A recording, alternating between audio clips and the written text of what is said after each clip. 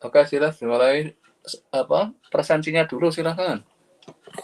Di-scan dulu.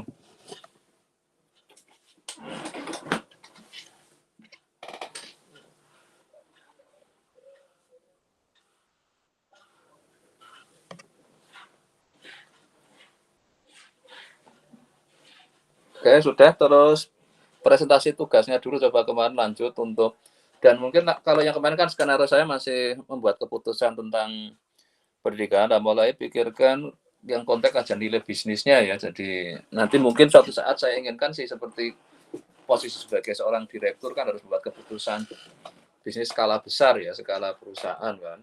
Ini yang harapan saya nanti dapat case study dari Bu Sofinya besok karena yang punya pengalaman di industri. Nah, yang kita ini sementara pemanasan ini dulu, nanti kan hari ini kan nggak ikut join. Nanti yang Selasa, harapan saya nanti saya akan minta diberi kasus ke industri lah itu misalnya. Ya, oke, mungkin dari siapa dulu yang mau tampil dulu? Yang sudah siap apa? Oke, silakan. Fahmi. Sudah dulu nggak apa. Sudah mulai, nanti kalau yang tampil Cinta dulu nanti kepengaruh masalah. Beda level sudah mau manajer yang ini sudah jauh kita karena dia sudah nggak ngelanjutin yang pendidikan kemarin Pak. Saya cari data tentang bisnis, saya coba cari keputusan di situ Pak. Sebenarnya bisnis pendidikan juga boleh. Jadi gini, kalau kita orang pendidikan kadang mikirnya kan terus mungkin punya bisnis pendidikan. Kalau bagaimana itu sebenarnya menarik juga karena suatu saat kan kita bisa juga lebih leluasa ininya bisnis pendidikan itu misalnya. Itu kan juga sekarang juga punya nilai besar juga kan itu. Yang bahasa Inggris, jawaban bahasa Inggris, yang ngopo itu. Ternyata terus juga kan sekarang banyak sekali orang nawar-nawarkan pelatihan-pelatihan yang juga kayaknya menarik juga untuk kita ini kan. Jadi itu caranya mencari tahu, karena kemarin beberapa saya lihat Bu Sofi juga sering ini kan jadi pengajar kan.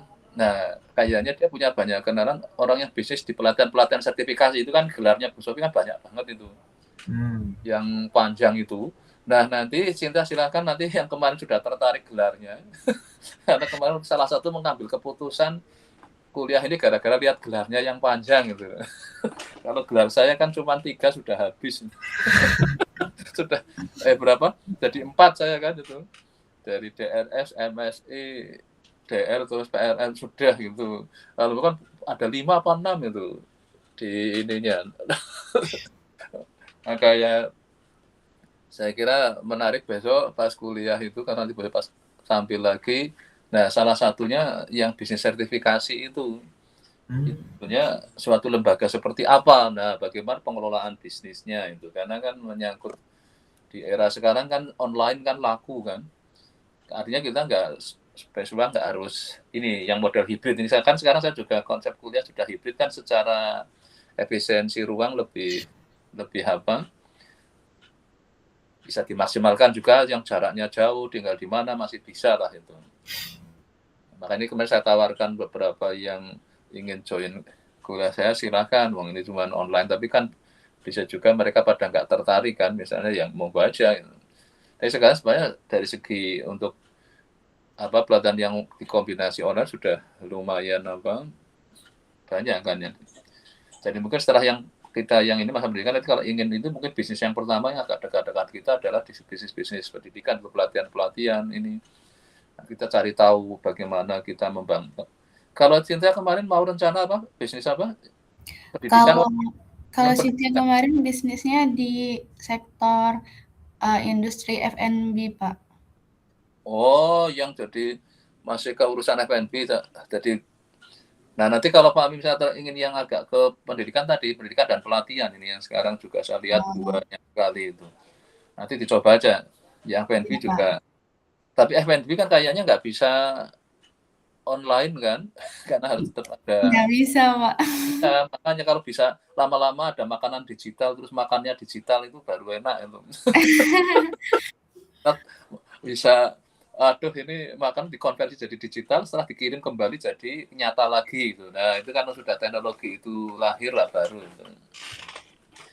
Ya, oke, silakan Pak Mi yang ada dulu, nanti makin ke sana sarankan kita coba geser ke kalau yang tadi F&B silahkan, yang ini nanti pendidikan pelatihan ya Pak Mi ya di Oke, Pak. jika nanti kita coba lihat mana yang prospek bisnisnya bagus, karena kita harus lihat data real ya bahwa ke depan memang F&B mungkin masih bagus amat, tapi yang misalnya dunia pendidikan pun walaupun kalau cuma sekarang kayaknya yang aspek agak kombinasi digital.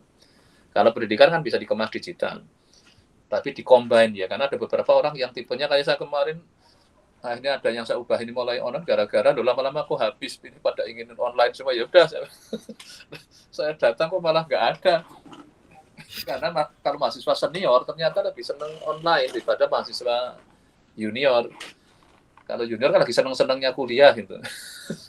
Jadi kayak cinta sama Pak Amin, berarti kalau Pak Amin lebih seneng masih offline karena ingin ketemu dosennya. Tapi kalau kita udah bosen gitu, sudah levelnya sudah senior biasanya, kalau nggak harus ketemu gitu. Saya yang S3 juga sama, kalau yang masih tahun pertama, wah inginnya offline. Lama-lama online aja lah, bimbingannya lebih efisien karena kapanpun bisa kan kita atur waktunya itu. Dibanding kalau offline kan harus ketemu pada waktu yang harus pas gitu kan. Kalau online kan saya posisi lagi apapun bisa disambi gitu. Karena tidak terikat oleh tempat kan, hanya terikat oleh waktu aja.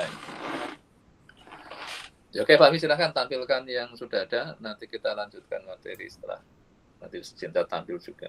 Oke, silakan Pak. Oke, ini sekarang saya close dulu aja ini yang sudah selesai.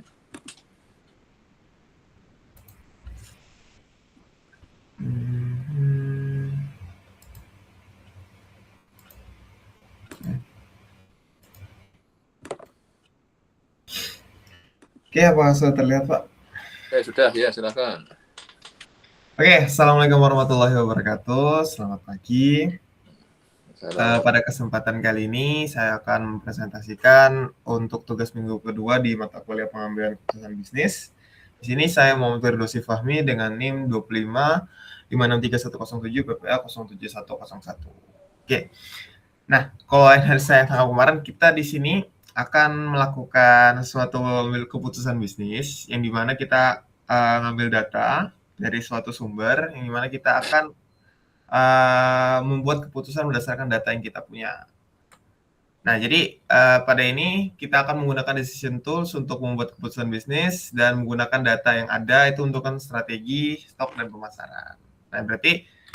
Nah, di sini saya menggunakan data yaitu adalah data supermarket atau superstore, yang mana linknya itu ada di sini, saya dapatkan dari Kaggle, yang dimana di dalam di sini itu memiliki beberapa variabel seperti order ID, order date, ship pod, customer ID, customer name, segment, country, city, state, postal code, region, product ID, kategori, product name, sales.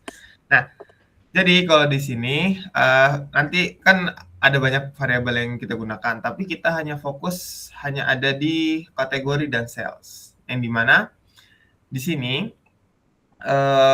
ada kita membuat groupingnya itu berdasarkan kategori. Nah, kategorinya yang kita akan membuat groupingnya itu adalah furniture, office supply, dan teknologi. Nah, nanti kita lihat ini apakah peran dari grup ini kita bisa melihat mana sih yang bisa menghasilkan sales yang lebih besar atau revenue yang lebih besar.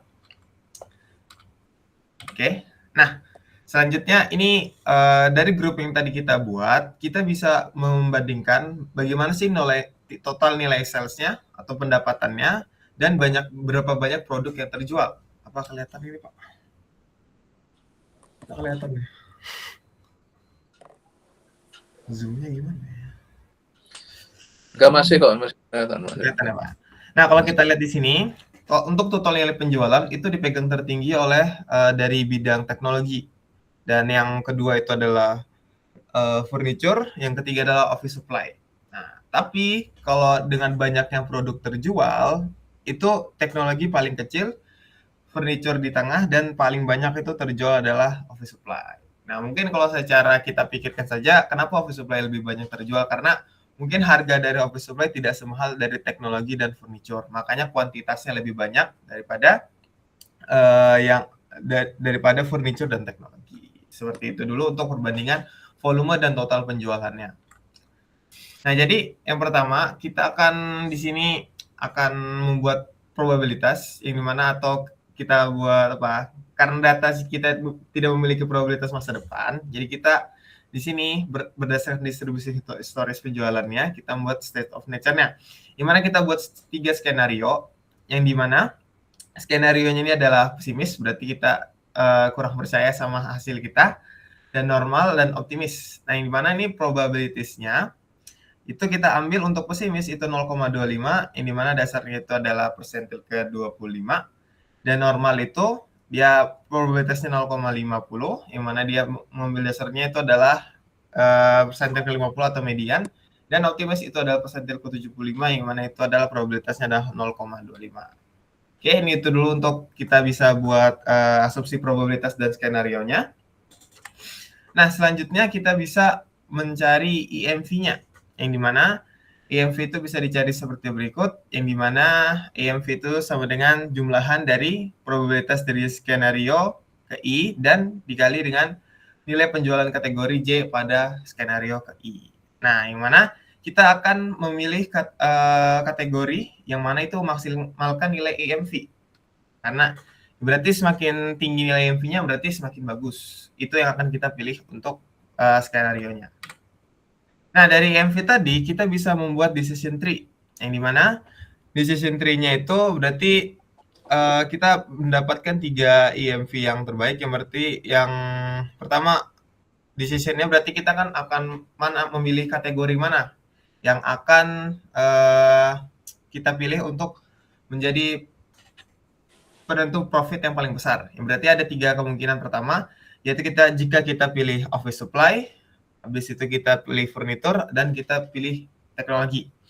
Nah, kalau kita lihat di sini, ada kita cabang lagi, yaitu menggunakan probabilitas yang ada, yang mana kita ada skenario pesimis, habis itu normal, dan skenario optimis. Nah, kalau kita lihat, EMV yang menghasilkan nilai yang paling besar itu pada teknologi dan juga ketika itu adalah optimis, yaitu di 453. Nah, yang mana berarti untuk menghasilkan nilai yang profit yang tinggi, kita akan lebih fokus ke arah sektor teknologi. Nah, itu untuk dari decision tree-nya. Nah, kita juga bisa lihat dari tornado chart, yang dimana tornado chart ini bisa melihat bagaimana suatu variabel mana yang sangat sensitif terhadap perubahan EMV. Nah, kalau kita lihat di sini, yang paling besar kan kalau kita lihat sini atau paling lebar itu adalah furniture, yang dimana berarti dia merupakan yang paling sensitif. Nah, tapi kalau kita lihat ini yang paling tinggi di sini adalah yang teknologi, yang mana seperti dari decision tree sebelumnya memang dari teknologi yang jalur optimis berarti dia lebih menghasilkan EMV yang tertinggi. Nah, selanjutnya untuk profil resiko. Nah, kalau kita lihat di sini, sebenarnya masih belum paham juga di sini karena ada proses stokastik juga kalau saya baca-baca. Tapi kalau saya baca itu, kalau kita lihat di sini, nilai yang semakin kanan, maka dia nilainya semakin ini konsep CDF ya. Ya, CDF, Pak. CDF itu, jadi kan kalau ini nanti paling atas berarti 1. Cuman ini diskrit, jadi ini plot CDF diskrit. Jadi ini kan kalau pada saat nilai sampai ini nanti dia terus kayak fungsi tangga kan. Ini kan karena dibikin diskrit kan, karena ini office, ini jadi dibikin sendiri jadi kelihatan apa. Ini kan karena tadi hanya apa nilai-nilainya sebenarnya bisa juga kuantitatif tetap. Tapi kalau mau didiskritisasi, jadi ini kan ada 3 titik aja kan itu, 1 terus kayak tangga 3 step. Nah, itu nanti makanya lihatlah dari sisi itu yang akhirnya memberi nilai apa preferensi yang paling bagus itu yang mana mulai kategori produk ya dari per produk. Yang Yang paling office yang bagus. paling depan kan itu yang biru, terus furniture yang kuning, yang agak di dia kalau yang biru jelas di depan semua itu. Jadi yang kuning Ya, kan bersalipan dengan yang teknologi kan itu. betul. Ada. Nah, itu yang nanti secara probabilistik. Nah, ini memang kita nanti memahami. Jadi sebenarnya pada saat kalau kita minta bantuan, kalau kita memahami sesuatu yang ini, minta aja, ini cara membacanya gimana gitu. Si Ayah akan bantu. Karena kita lupa kan cara baca CDF discrete, CDF continue, grafik. Ini kemarin saya pada presentasi gitu ngalami yang ya kalau itu sarannya dari sana, kalau kamu nggak mau ya tanya yang kasih saran itu, yang kasih saran si A kan. Udah tanya si A, ini A kamu ngasih saya gambar ini maksudnya apa? Gimana? Nah, itu nanti dikasih komen di bawahnya kan, cara menginterpretasi gitu. Karena kadang kita kan lupa, sebenarnya ini kan StatMat, tapi kan waktu kita buka StatMat mungkin udah lupa lah. Kemudian banyak sekali Bapak kalau saya tanya lupa, ya udah tanya ke AI saya bilang gitu. Ada yang jawaban ke saya karena saya udah lupa Pak, nggak hafal, nggak usah hafalan zaman sekarang saya bilang. Kita masih perlu hafalan. Kalau zaman sekarang lupa langsung aja tanya kita paling gampang kan karena megang HP. Kalau HP-nya ada AI-nya ya sudah malah lebih cepat lagi saya bilang. Kan orang sekarang kalau sambil ngomong kita sambil kayak dikiranya kita WA-WA-an padahal kita lagi ngechat si AI kan. Jadi pada tanya teman sekarang lebih cepat tanya AI kan. Nah, itulah jadi jangan sampai kita malah bicara sesuatu kita enggak memahami karena apapun bisa dicari tetap Pak. yang di generasi produk sudah teknologi maju beda dengan generasi saya yang apa suruh dihafalin kan. Nah, kalau saya juga ngerasakan karena dengan bertambahnya usia mulai yang lupa kadang nama ini tapi beberapa hal masih kadang kalau saya lupa juga gitu tinggal tanyakan aja. Lumayan dengan adanya AI orang-orang pelupa masih lumayan selamat itu. Sekarang saya lebih kalau kuliah itu ke konsep paham. Bukan hafal ya. Kalau paham dengan sini suatu saat kita mesti ingat kalau ada lupa-lupa dikit. Kita ini aja sudah ingat udah lengkap lagi gitu. Beda dengan orang nggak paham kan. Lupanya udah dikasih konjektur apa, dikasih pancingan apa tetap aja paham kok gitu kan. Ya nanti jadi ini kalau nanti kan ada gambar-gambar yang kadang kalau continuous itu berupa kurva, kalau karena kita kalau mulai memasukkan yang konsep statistik decision process ini kan, jadi ada kan tool-tool statistik mulai dilibatkan. Karena bisnis penuh ketidakpastian, jadi jangan terlalu yakin pada kan banyak sekali kalau Anda lihat kan itu sudah nyewa tempat setelah sewanya habis dia habis, berarti itu bisa memperpanjang sewa tempatnya kan. Ada juga yang sewanya belum habis dia sudah habis duluan. Nah, nanti nih yang kita kayaknya F&B lebih beresiko. Nah, yang kayak gitu itu. Karena dia nggak online. Online-nya hanya delivery apa untuk pesan sama ininya aja kan. Tapi kalau untuk barangnya kan harus nanti ada beberapa yang ilustrasi menarik gitu yang harus stoknya umurnya pendek, rusak itu harus. Nah inilah yang nanti saya harapkan statistik dilibatkan betul itu kalau ingin aman keputusan bisnis itu. Oke silakan lanjut lagi. Oke. Jadi kalau kita lihat dari sini kan ini berupa bentuk CDF yaitu distribusi probabilistik cumulative distribution yang dimana dia bersifat discrete. Yang dimana kalau kita lihat di sini kalau yang biru kan menandakan office supply dia menandakan dia selalu di kiri. Berarti dia performance-nya atau hasil menghasilkan profitnya kurang bagus dibandingkan hijau ataupun yang kuning. Nah, tapi kita lihat di sini kalau dan kuning dan hijau dia saling berhimpitan. Tapi kalau kita lihat yang paling ujung, yang hijau yang lebih menang, tapi kalau yang kita di tengah-tengah yang kuning yang menang. Nah, seperti itu. Nah jadi kalau kesimpulan sebenarnya kita dari berdasarkan hasil yang tadi ada beberapa kesimpulan dari decision tool yang tadi kita gunakan, yang dimana kalau kita lihat efisiensi jelas, kalau kita lihat sendiri, walaupun office supply itu tidak memberikan value sales yang sangat tinggi, tetapi quantity yang dibutuhkannya atau stok yang dibutuhkannya dia lumayan tinggi, yang dimana kita bisa mengefisiensikan stok kita untuk pada office supply tetap ada karena dia demand-nya juga kuat karena quantity yang dijual itu sangat tinggi. Nah, kalau kita untuk pertumbuhan, jelas kalau kita ingin tumbuh dengan nilai sales yang tinggi atau revenue yang tinggi, kita fokus pada teknologi. Yang mana dia nilai core value-nya memang di harganya, tetapi ya di quantity bisa kita tingkatkan untuk mendapatkan hasil yang lebih tinggi lagi. Nah, tapi kita juga tidak bisa melihat bahwa furniture ini bisa dihiraukan situ saja, karena dia kedua menghasilkan total revenue paling tinggi. Dan juga kalau kita lihat tadi, nilai IMV antara furniture dan teknologi itu hampir ketimpangan di beberapa skenario. Nah, jadi bisa kita gunakan ini untuk strategi pemasaran dan juga untuk fokus untuk pemantauan stok-stok yang ada untuk 3 kategori ini. Oke, mungkin itu dulu untuk dari saya. Saya akhiri. Wassalamualaikum warahmatullahi wabarakatuh. Saya kembalikan pada Pak Gun. Oke, jadi inilah makanya kalau ini masalah setelah gunakan strategi, masalah efisiensi, pilihannya jadi office supply lah. Kenapa kok pilihannya ini? Lihat tadi si grafiknya lagi kan nanti. Kalau sisi pertumbuhan menarik yang teknologi tadi kan sempat ada overlap dengan tapi dari sisi manajemen risiko lebih melihat dari sisi furnitur. Jadi masing-masing saya memberi referensi masing-masing kan. Jadi ya tadi kita sudah nanti akan nampilkan saya ingin F&B itu apa memang prospeknya lagi bagus itu. Kayak sekarang kan lagi kemarin yang sempat rame yang kafe-kafe kan itu. Sekarang di Jakarta pedal. Olahraga baru itu. Wah, sampai nggak pakai izin yang penting bikin gitu. Setelah ditegur sama gubernur baru dipikir itu. Karena dia lagi dari sisi pertumbuhan mungkin lagi pesat-pesatnya. Jadi dia ingin ngejar kesempatan itu. Ya kayak waktu kita ada zamannya ada Bitcoin, kripto itu kan luar biasa. Sekarang lagi ambruk, bingung lah mereka. Nah, kadang inilah manfaat statistik itu untuk memantau ininya, walaupun ini masih sederhana sekali ya. Tapi kalau lihat nanti nilai marketnya, kan kita visibility marketnya.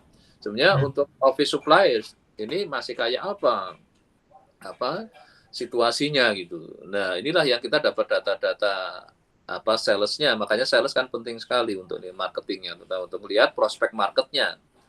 Nah ini kan baru ya ini masih sederhana, nanti kita akan start by step sampai nanti yang data minggu depan saya sudah akan minggu keempat, ini kan minggu ketiga ya, minggu keempat sudah akan masuk ke yang ketidakpastiannya mulai kita lebih tonjolkan kan. Ini kan sudah masuk tapi masih di level sederhananya kan itu. Tapi saya kan sudah lumayan daripada saat kita membuat keputusan bisnis tanpa hanya menggunakan intuisi. Nah itu kan bahaya sekali kan. Itu yang sering nggak kembali modal istilahnya, malah kita udah repot itu. Nah ini yang situasi tertentu, terutama kalau yang sewa itu.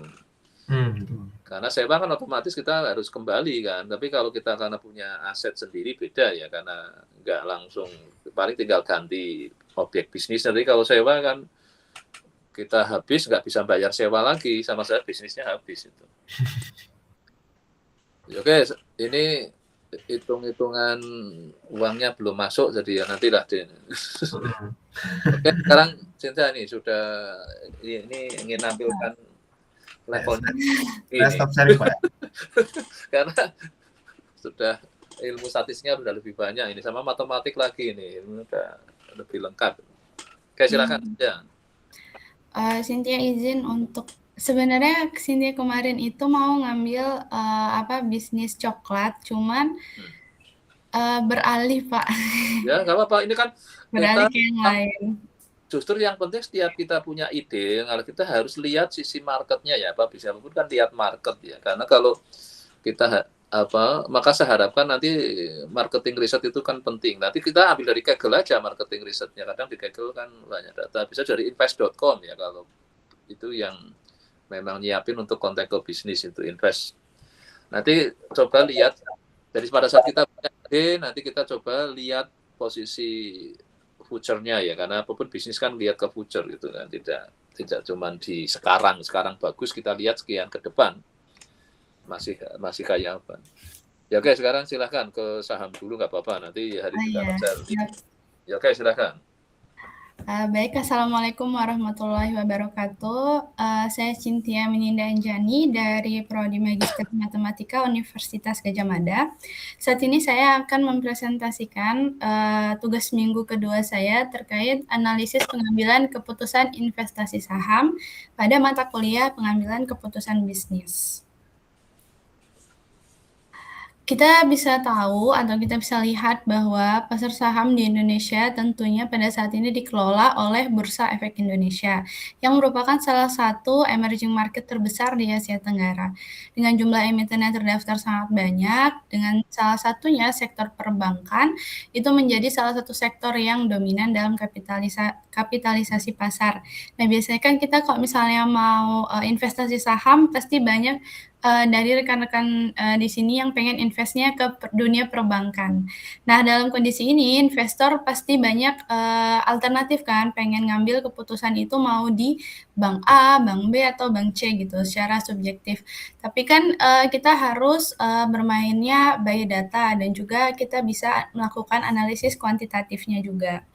Nah, sebelum kita memilih saham, kita harus tahu dulu nih tujuan dari investasi yang kita lakukan itu kita pengen ngapain. Terus, di konteks ini, untuk pengambilan keputusan itu tujuannya adalah tentunya biasanya investor itu tujuannya untuk menghasilkan keuntungan yang optimal, terus menghindari kerugian besar, apalagi buat kita para investor-investor baru yang ingin mencoba untuk menanam saham. Kemudian memilih saham yang stabil dalam jangka menengah dan menyesuaikan investasi dengan toleransi risiko pribadi. Karena ada beberapa investor yang beliau itu memilih risiko yang lebih besar agar mendapatkan keuntungan yang lebih besar pula. Nah, namun dalam tujuan investasi saham pada analisis saham saya, tujuan yang saya lakukan itu cukup 4 ini saja. Nah, tujuan inilah yang menjadi dasar dalam proses pengambilan keputusan berikutnya. Nah, untuk rumusan masalah dari dataset saham yang tersedia, ini ada saya ambil dari Kaggle. Ini nanti bisa diklik karena di sini bukan overleaf.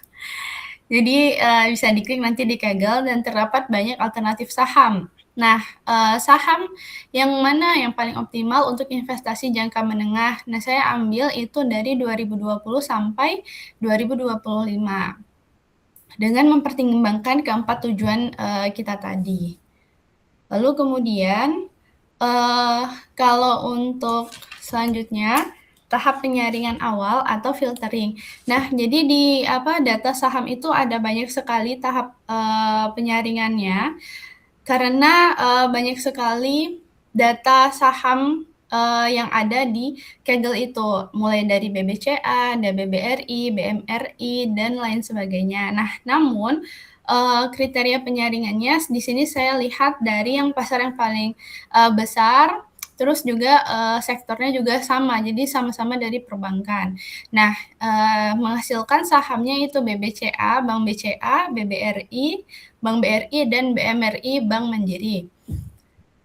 Jadi, dari sana kita bisa menghitung return-nya. Nah, kita hitung return-nya, lalu kemudian kita lihat dengan return-nya dan seluruh saham apakah berada pada skala yang sama, sehingga analisisnya nanti kita bisa lebih objektif, lalu kita bandingkan. Kemudian ekspektasi return atau ekspektasi keuntungan yang kita inginkan juga kita bisa hitung.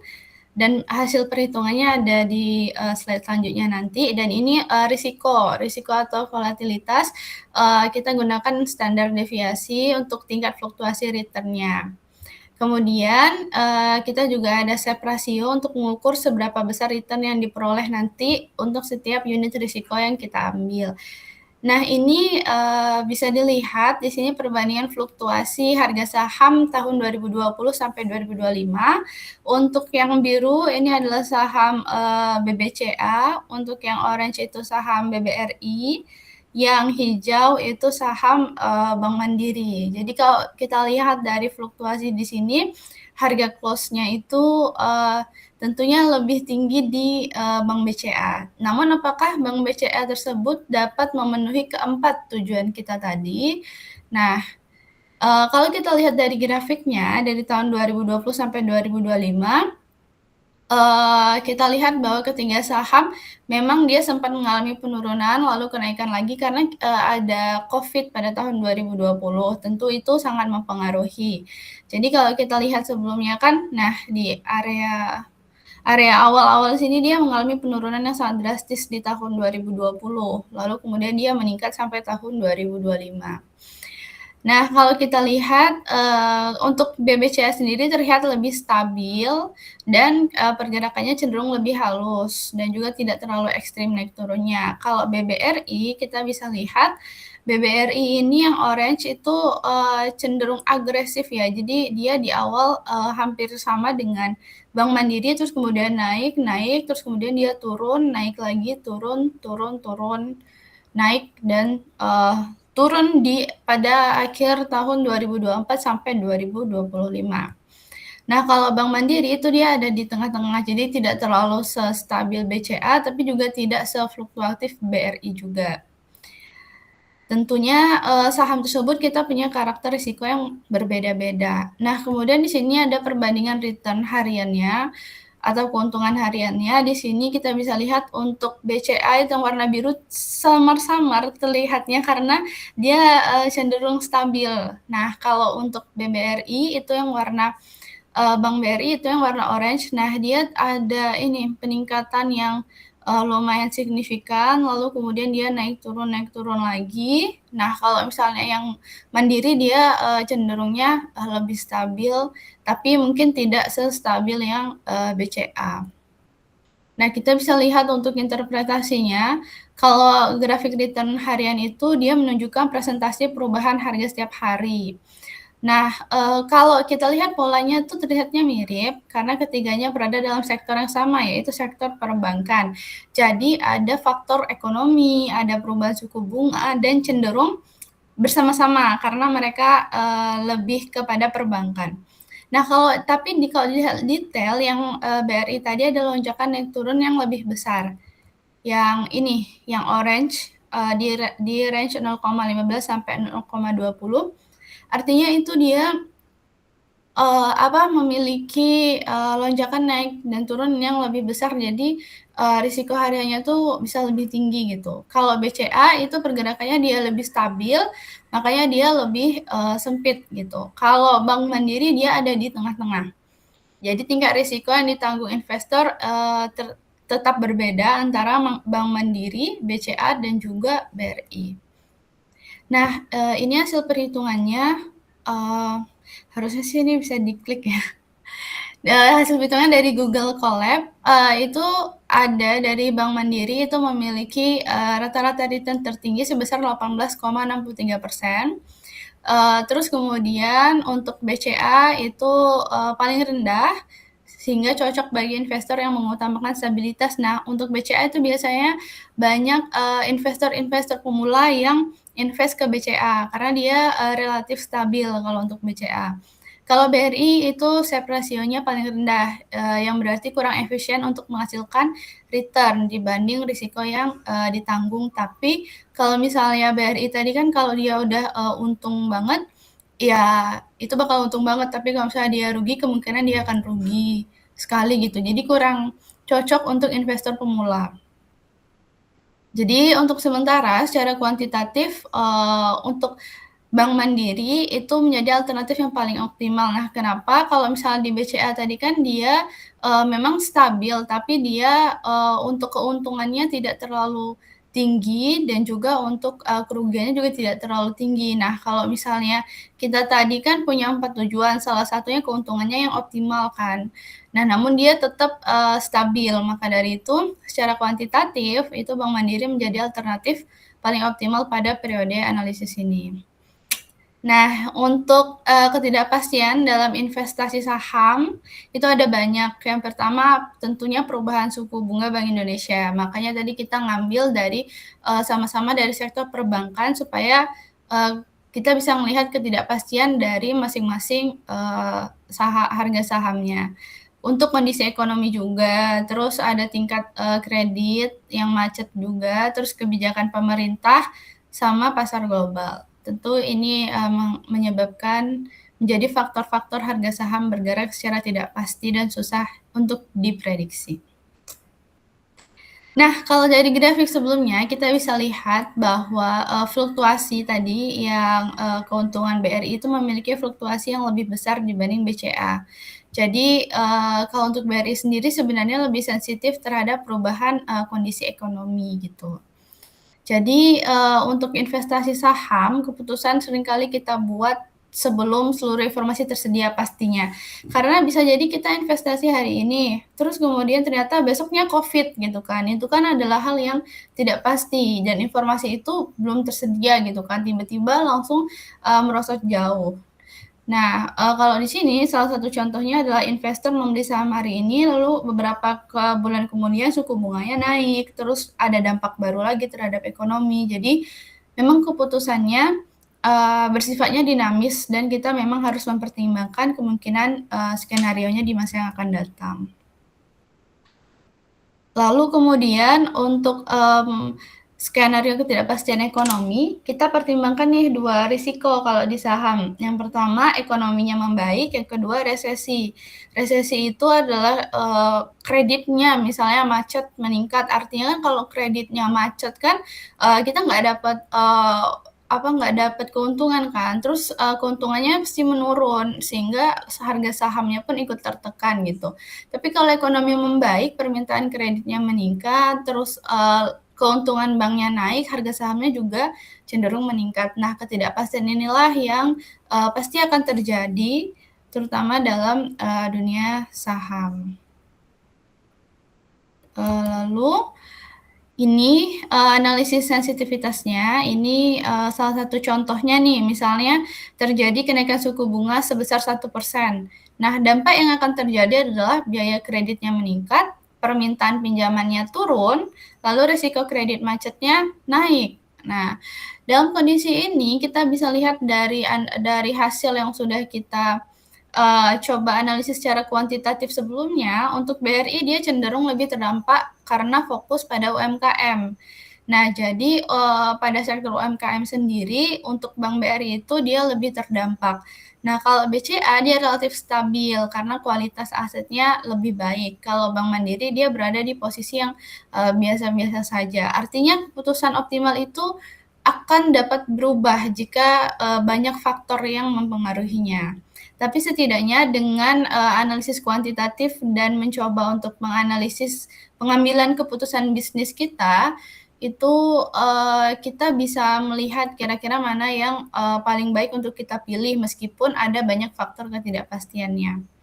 Sehingga kalau berdasarkan analisis dari return, risiko, dan juga sensitivitasnya, untuk BCA menunjukkan stabilitas paling tinggi, untuk BRI itu menawarkan potensi return lebih agresif dan risiko lebih besar. Kalau Mandiri berada pada posisi yang tengah-tengah. Jadi jika tujuan utama adalah untuk stabilitas jangka menengah, maka kita pilih BCA. Seperti tadi, biasanya investor pemula itu dia nanam sahamnya di BCA dulu, karena menjadi pilihannya yang lebih rasional.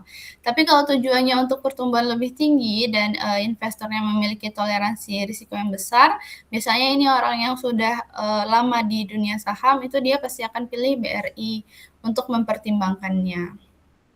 Gitu. Sehingga untuk kesimpulannya, untuk pengambilan keputusan secara sistematis, itu kita pertama harus tahu dulu nih tujuan investasi kita buat apa.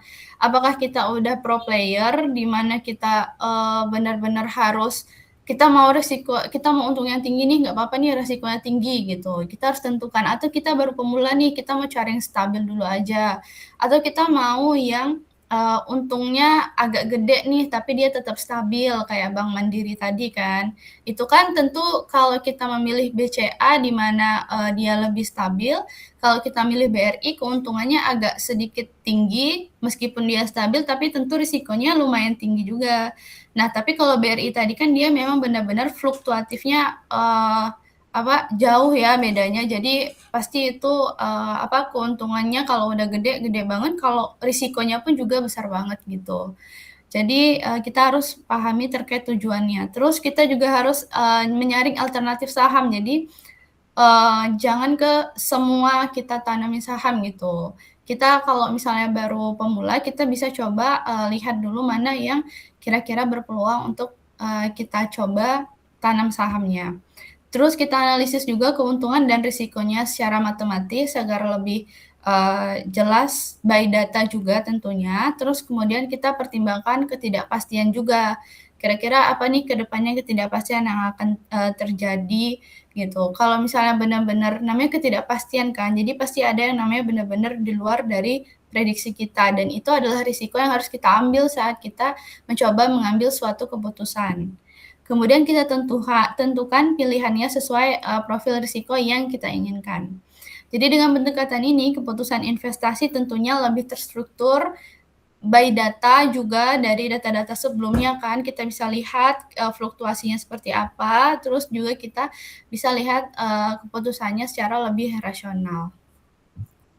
Gitu. Baik, terima kasih presentasi dari saya. Saya akhiri. Assalamualaikum warahmatullahi wabarakatuh. Salam. Jadi ini belum ya main data tadi kelihatan hanya grafik saja itu. Jadi belum ada tindakan apa ya tadi diapain dihitung dapat 18% tadi ya untuk return ininya ya. Iya ada Pak. Coba ke sana ya sudah di ini kan. Iya ada. Soalnya tadi nggak pakai Ya, overlift. ini collab-nya nggak jalan apa? Ada Pak. Collab-nya. Nah, ini nih lagi saya jalankan. Udah terlihat belum?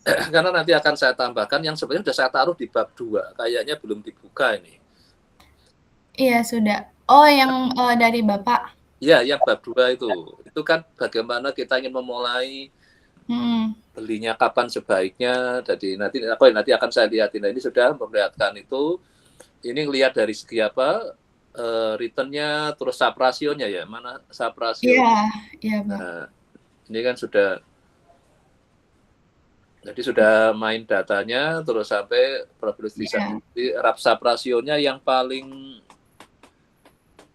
mana yang ini kan yang return, yang ini return ya. Yang sub rasionya mana? Ini Pak. Nah, jadi yang paling itu nilainya berapa? 0,3, 0,1, 0,39 beda dengan yang diambil yang mana kalau berdasar sub rasio? BRI Mandiri Pak. Mandiri. Kalau dari sisi returnnya, main returnnya?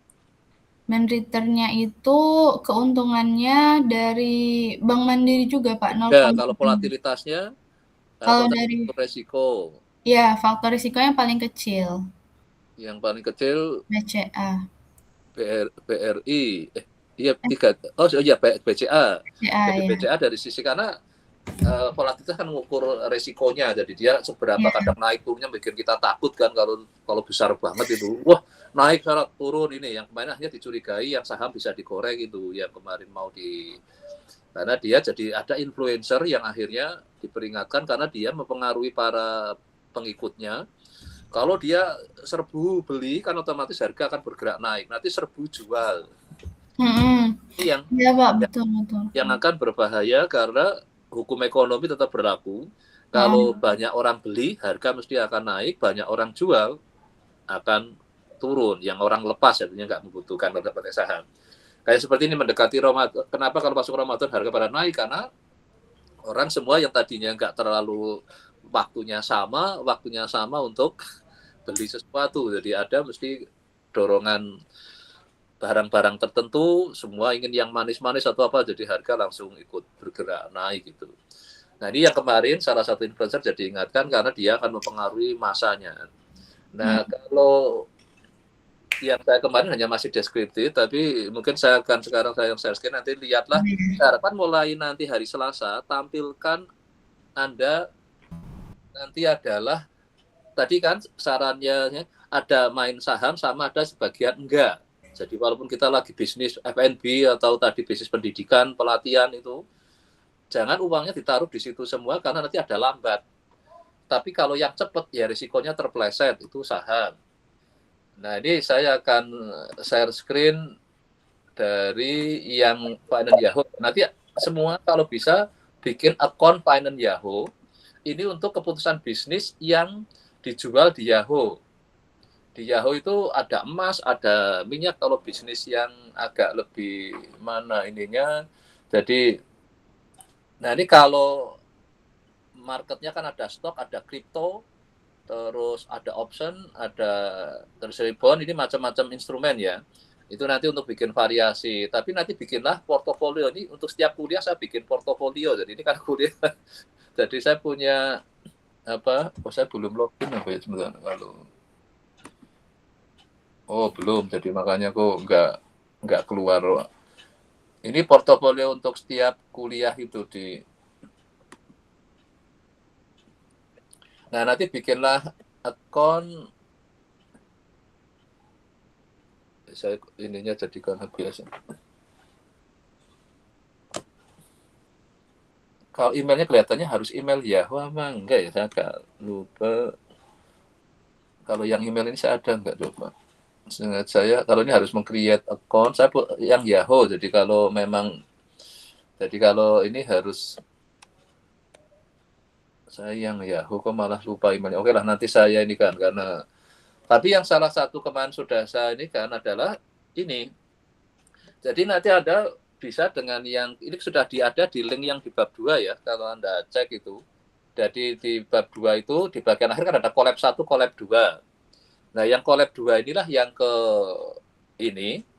Nah, di sini adalah kita bisa mengambil data tadi misalkan ini kan bisa di-set mau 1 tahun atau berapa ini nanti kode sahamnya apa tadi yang sudah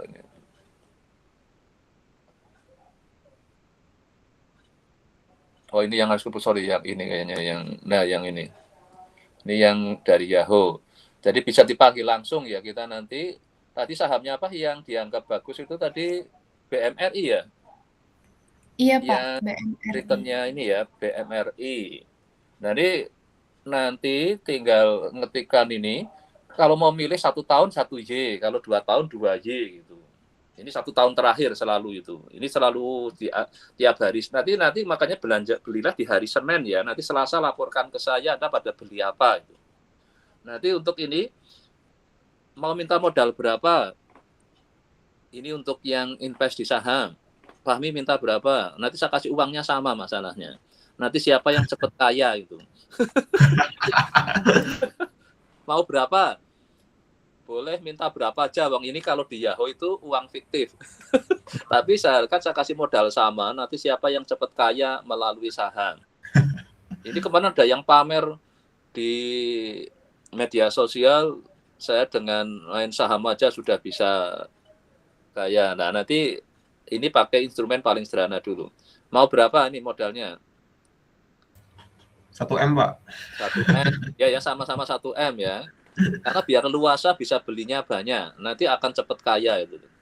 Karena, nah ini BMRI ya, kita lihat 1 tahun terakhir. Ini langsung di enter aja, langsung diklik ini. Ini kita akan dapat gambaran kalau seandainya ingin beli BMRI. Itu. Kapan sebaiknya itu? Ini baru pakai satu metode ini. Yaitu nanti kapan saatnya saya beli, saatnya saya kalau belum punya ya beli kan. Tapi belinya kapan? Jangan buru-buru karena kalau sekarang lagi menguntungkan enggak. Nah ini gambarnya BMRI 1 tahun terakhir ini. Berarti dari 2025 bulan Februari sampai sekarang itu. Karena ini 1 tahun terakhir selalu. Ini bayangin kayak gini. Menurut Anda sebaiknya belinya di mana? Ini yang biru ini yang harganya.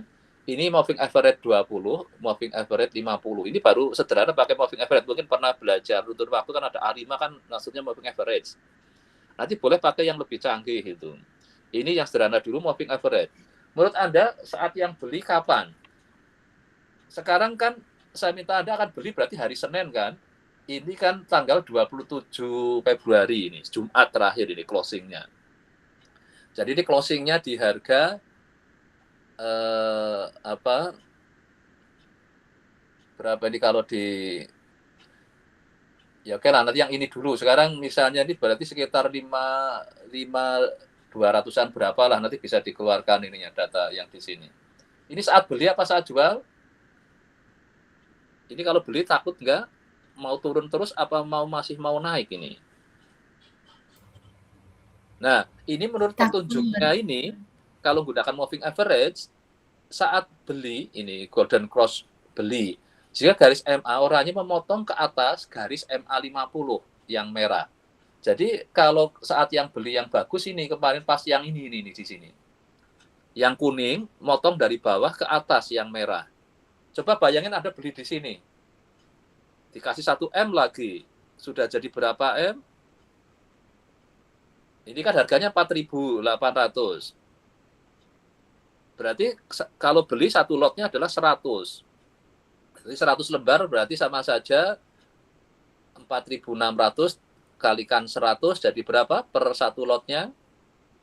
Sudah 460.000 kan? Nah, kalau punya 1 miliar berarti berapa lot itu?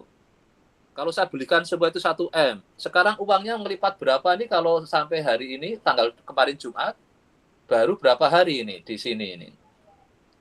Nah, ini kalau cross-nya di sini, kalau saya beli di sini dari harga 4.800, 4.900 jadi 5.400, hampir sudah naik 500-an. Bayangin 500 kali kalau itu dapat 1 juta lembar. Kalau 1 juta lembar berapa M? Kalau 1 juta kalau 1 juta lot kan berarti 100 juta. 100 juta kalikan 4.000 sudah berapa tadi 4 M ya. Berarti saya belinya kalau uangnya cuma minta 1 M berarti nggak boleh beli sampai 1 juta lot kan. Ya, mungkin 100 lot aja itu sudah dapat berapa ini 100 lot? Kalau apa? Bayangin 100 lot sama saja itu kalikan 100 berarti 10.000 lembar. Kalau 1.000 lot berarti 100.000 lembar. Kalau ya 100 kalau 10.000 lot itu sama saja 1 juta lembar. 1 juta lembar berarti kalau dikalikan harga 4.000 4 M kan.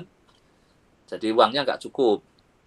Berarti saya belinya paling 200-an ini kan 200-an lembar itu karena kalau 1 juta sudah enggak lewat.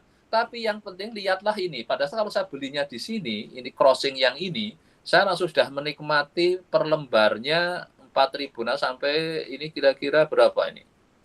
4.700 jadi ini 700-an ya per lembar itu. Bayangin kalau beli tadi taruhlah 1 juta lembar, maka sudah menikmati berapa 700 juta dalam waktu nggak sampai 1 bulan kan ini. Ini baru pakai satu metode sederhana ini. Apalagi kalau kemarin kita dikasih uangnya di sini, ini crossingnya di sini, saya beli di sini sudah juga melipat lagi di sini. Nah, kapan saat jualnya adalah kalau terjadi crossing dari 20 ini memotongnya ke bawah. Nah, inilah saat jualnya di sini ini. Ini sudah mulai mau turun ini. Nah, ini crossing ke bawah kan ini. Dijual di sini, nanti beli lagi, nunggu pas naik sini. Kalau ini kan masih mau turun lagi crossing itu. Nah, ini yang kadang meleset sedikit karena kerjaan deskriptif, ini statistik adalah di sini saat jual, ini saat jual lagi kan masih turun lagi, ini saat beli, ini masih saat sempat jual sebentar ini kan kalau mau khawatir di sini kalau crossing dari kuning ke bawah kan untuk jual. Kalau crossing dari bawah itu untuk beli. Nah, ini kadang hati-hati pada saat melihat, nah inilah nanti yang fenomena probability-nya nanti dicari pada saat crossing benar harganya, crossing ke bawah kan harganya kan turun kan ini kan benar kan turun biru terus ini. Nah, crossingnya hanya sebentar, nggak jadi naik, malah turun karena crossing lagi ke bawah ini. Jadi turun. Terus ini crossing lagi ke atas, ini harga mulai bergerak naik. Jadi pada sini sebenarnya, nah nanti ini yang teori yang pertama ini hanya gunakan satu metode ini. Nah metode yang berikutnya ini, gunakan melibatkan enggak cuman tadi MA tapi RSI. Nah nanti RSI apa nanti tanya si AI kalau memang belum pernah mendengar sama rumusnya kayak apa. Walaupun di sini ada itu RSI itu, ini kan RSI ini. Jadi mulai melibatkan return-nya tadi yang kayak seperti apa? Cinta tadi kan melibatkan return kan, kalau tadi hanya betul-betul harganya. Nah, sekarang saya lihatkan BMRI ini. Ini tadi hanya pakai metode tanpa melibatkan return, hanya harganya aja, dari sisi crossing-nya aja tadi itu. Sekarang gunakan yang ini. Nah, ini cepat karena 1 tahun jadi. Nah, ini tadi kan gambarnya sama yang ini, tapi ditambahi informasi RSI. Nah, ini harganya sekarang posisi 5.200 itu. Nah, kalau tadi sarannya kalau yang di sini, sekarang saatnya beli kapan? Ketika harga memotong ke atas MA20. Jadi harganya dari bawah motong MA20-nya. Kalau tadi kan antara MA20 sama MA50. Nge-cross kayak gitu. Dan RSI-nya, ini relative strength index-nya, ini yang sedang libatkan berada di area bawah, dekat atau di bawah 30. Nah, ini kan ada, ini 30, ini berarti kalau dekat sini ini saat-saat beli ini. Nah, nanti dekat 70, ini yang satunya untuk RSI untuk jualnya pada saat harganya memotong si MA20-nya itu dari arah atas. Itu menunjukkan akan dari ke bawah itu menunjukkan akan harga akan turun, maka RSI sudah di atas 70. Inilah saatnya sebaiknya dijual, sudah oversold gitu.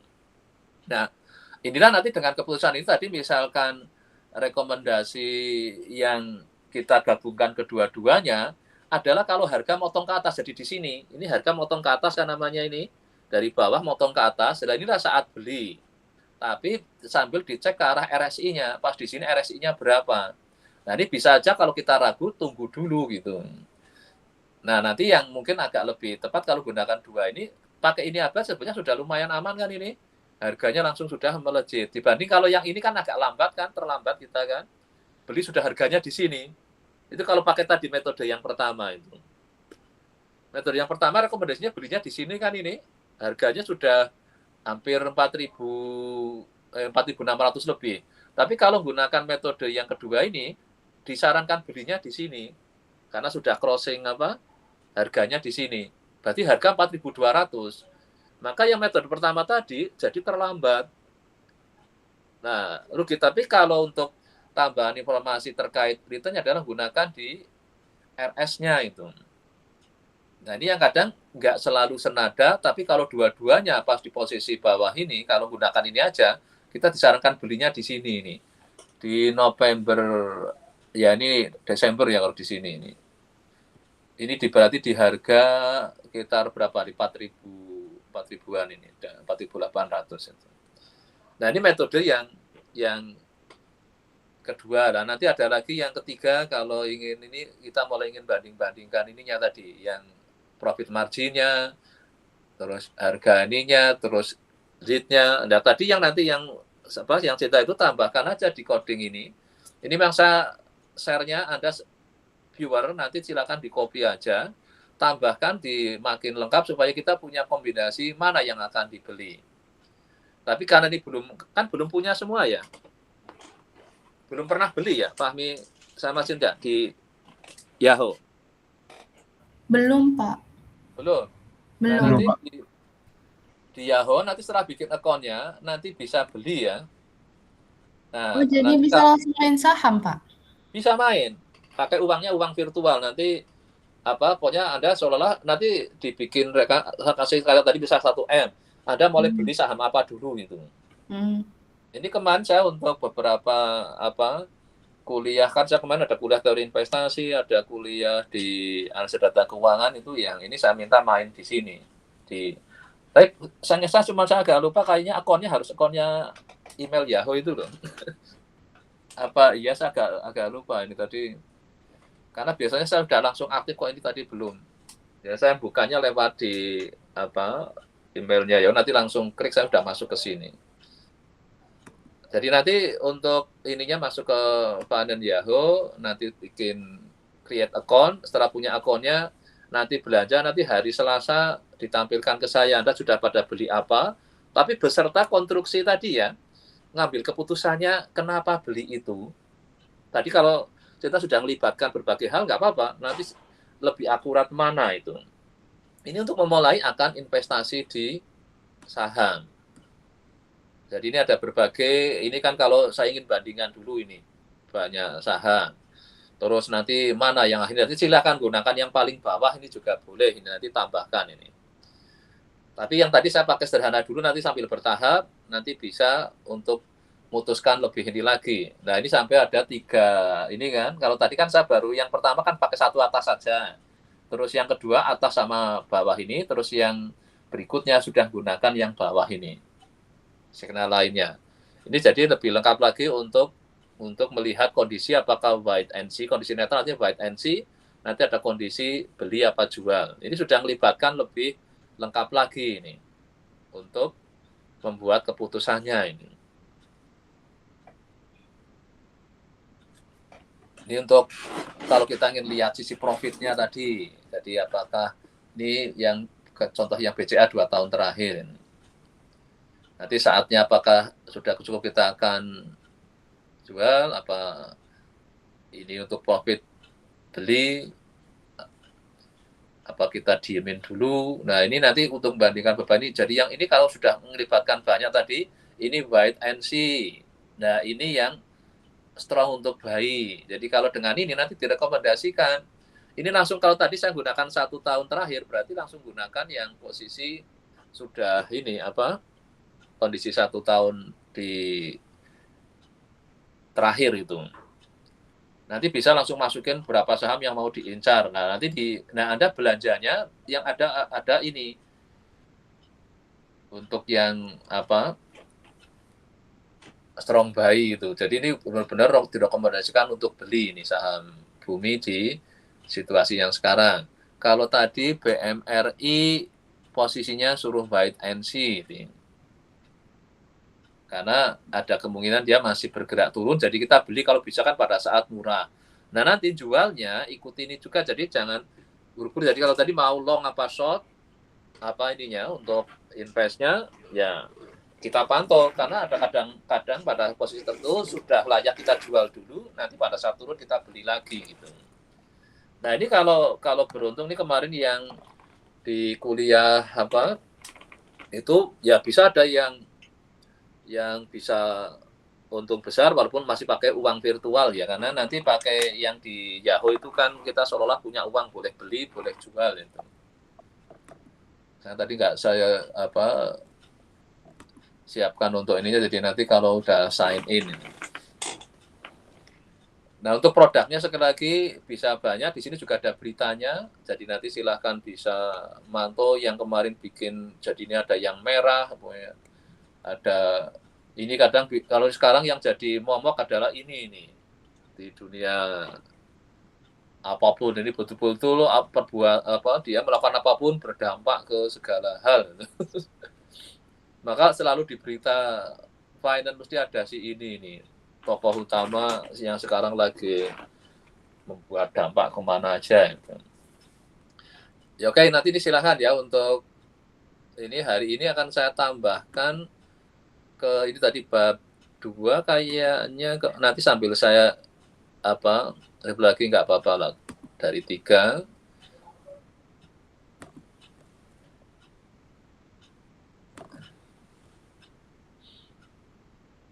Ini yang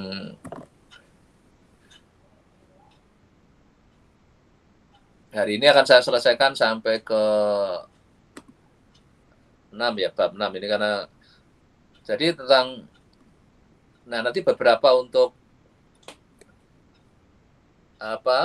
dalam konteks membuat keputusan tadi ya, ada kalau tadi saya sudah melibatkan ke berbagai kepentingan ini yang akan diinikan, terus kemungkinan akan terjadi konflik mestinya. Ya tadi kan kita ingin merasakan keuntungan, menurunkan resiko, itu sudah konflik kan. Terus tadi return versus volatilitas. Tadi kan ada returnnya tinggi, volatilitasnya kok ya tinggi, itu namanya high grade. Nah kita ingin nyarinya kan returnnya tinggi tapi volatilitasnya rendah. Nah kadang dengan 2 ini aja kita sudah bikin tadi untuk pada saat memutuskan mau jual atau beli tadi, dengan makin banyak ditambahkan untuk ininya, maka kita akan mengalami konflik kepentingan istilahnya. Kalau hanya fokus ke keuntungan, hati-hati, kita hanya tadi kalau hanya ingin lihat cari untungnya aja, di balik itu lupa resikonya. Nah, biasanya ukuran di statistik itu tadi ya return sama volatilitas itu. Nah, terus digabung jadi ada ukuran lagi tambahan yang sub rasio itu. Untuk kadang ada orang milih di sub rasionya untuk sebagai pegangan ini. Maka silakan nanti pada saat untuk menerapkan yang ini, Anda ingin kepentingannya apa dulu itu? Memaksimalkan apa profitnya, meminimalkan biayanya kalau tadi untuk, atau sudah multi objektif. Ini yang akhirnya lebih realis. Jarang sekali kita punya kepentingan itu tunggal itu. Tujuan hanya tunggal. Biasanya mesti multi objektif. Dan ya ada risiko saling bertentangan. Nah, inilah maka harus perlu dibikin struktur yang sistematis, karena untuk membuat supaya kita jadi dipandu dengan baik. Nah, nanti silahkan dicoba. Ini kalau contohnya ini untuk market survey ya. Ini pastry consumer product. Jadi ini lebih ke riset market ya. Nah, ini kita ingin kualitas surveinya yang bagus, biayanya ini, terus SDM-nya, kontribusi ininya. Nah, ini tarik-menariknya. Nah, kalau yang tadi nanti silahkan mau berpikir Anda menganalisis dulu dari berbagai sisi, apa memulakan survei kan ya enggak lah, mungkin gitu. Terus pertanyaanku ini apa saja yang penting dalam keputusan ini, apa yang ingin dicapai. Nah, inilah yang nanti coba distrukturkan untuk kepentingan untuk uji coba ini. Mungkin tadi karena kita sudah masukkan ke konteks saham, dicobalah kita untuk investlah sementara di saham, nanti sambil kita nyoba nyari bisnis. Karena di perusahaan-perusahaan, nanti boleh tanya besok di kuliah yang salah satu Bu Sofi ada, sebenarnya yang kemarin Bu Sofi kan sempat cerita kan itu, masih ingat nggak? Apa itu coba? Yang ini Pak, mulai dari saham, terus dari beberapa bisnis lainnya yang kemarin Bu Sofi sampaikan itu semuanya punya kebijakannya masing-masing untuk mengambil suatu keputusan. Tapi ada yang menguntungkan ternyata melanggar peraturan kan itu yang itu yang pada saat itulah kita harus di situ ada aturan-aturan yang harus ada. Contohnya kalau untuk perusahaan saham itu dibatasi karena masih takut resiko kan. Jadi nggak boleh melewati persentase tertentu misalnya. Terus sahamnya juga nggak boleh yang ada indikasi, ada beberapa yang akhirnya kena hukum itu karena dibelikan sahamnya karena kong kali kong itu. Jadi tidak konteks menguntungkan, malah merugikan. Karena apa? Dapat rayuan dari seseorang yang misalnya kayak gitu. Nah, nanti silahkan pada saat ini, makanya tadi untuk berbagai hal, kalau ini contoh karena survei ya, jadi nanti ini hanya untuk inspirasi aja lah. Silahkan nanti untuk konteks saham apa yang harus dilihat. Nah, ini membuat untuk objektifnya, jadi ingin yang mana nih buat list-listnya, ingin apa aja, evaluasi alternatif, ideal, terburuknya, masalah tadi ya, karena organik bisa juga terikat peraturan itu ya, kalau yang kemarin Bu Sofi sempat ceritakan, terus konsekuensinya, tujuan dan batasan biasanya kalau terkait aturan, singkat saya di beberapa perusahaan itu kalau invest ke saham ada batasan sekian persen, ya kayak misalnya tadi, oke, Anda saya kasih 1 M, tapi jangan semua untuk ke saham loh, misalnya kayak gitu. Harus diinikan. Ini karena nanti silahkan bikin struktur yang dibuat itu, terus nanti mulai melihatlah dari sisi bisnis performance-nya. Tadi kalau mau bisnis saham, istilahnya gampang, bisnis saham. Nah, karena di situ bisnis saham kan berarti ada suatu saat saya akan beli, suatu saat saya akan jual. Ini bahasanya kayaknya trader sering kalau untuk yang short term pada saat. Nah, tadi kalau misalnya yang F&B mungkin juga dipikirkan juga bagaimana untuk kemungkinan profitnya, market share-nya, Nah, saya terus juga work environment-nya. Ini yang kalau sekarang yang jadi ini kan energi yang baru terbarukan terus juga untuk. Nah, kalau ini lebih kompleks, mungkin kalau yang F&B kayaknya cocok dengan ini. Tapi kalau untuk yang saham saya kira nggak secermat ini. Ini kan tentang konteks tadi tentang hiring summer intern ya. Jadi biasanya kan ada internship di pas summer itu.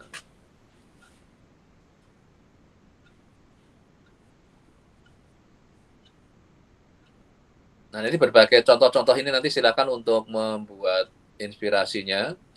Nah, ini masalah nanti terus dites itu ya, ini WT test. Why is this important? YTI test. Nah, mulai tadi kan ingin cuan, untung penting, apa sahannya. Dari kan ada orang yang takut resiko, mungkin resiko sebagai tujuan, yang penting saya ingin minimalkan. Maka itu paling aman orang bikin ke deposito kan. Tapi hasilnya kan nggak maksimal, terus naik level yang agak lebih tinggi, obligasi misalnya.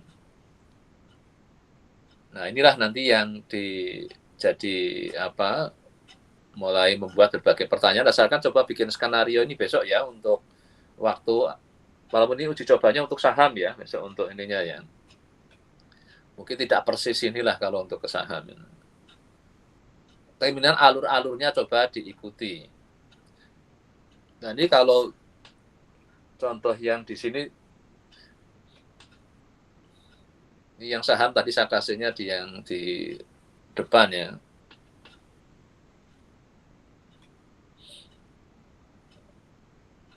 Tapi di sini minimal ini tadi antara dengan main objektifnya.